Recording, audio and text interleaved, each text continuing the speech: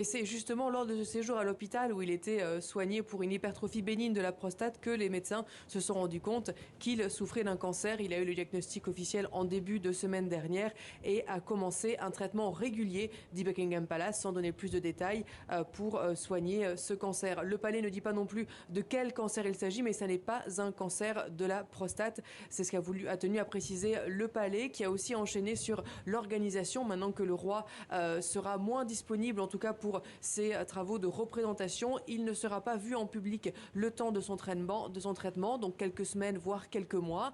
Pendant ce temps-là, ce sera les autres membres de la famille royale qui seront visibles. A priori, surtout le prince William, qui reprend du service ces jours-ci, après avoir lui-même fait une pause pour être au chevet de son épouse, Kate, princesse de Galles, qui a été elle-même opérée de l'estomac il y a quelques jours. Mais le roi Charles ne lève pas complètement le pied. Il continue à assurer ses devoirs constitutionnels. Il va rencontrer tous les mercredis toujours le Premier ministre britannique et il va aussi recevoir les Red Boxes, ces mallettes diplomatiques qui contiennent des documents gouvernementaux. Mais il devra aussi se reposer. Son épouse le représentera à l'extérieur mais prendra soin de lui aussi à son chevet.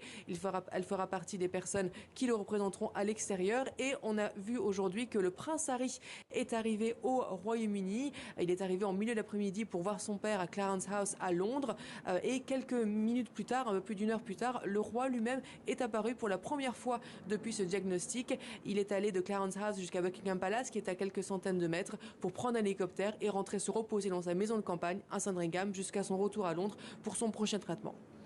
Marie Billon en direct de Londres. Merci Marie pour ces précisions.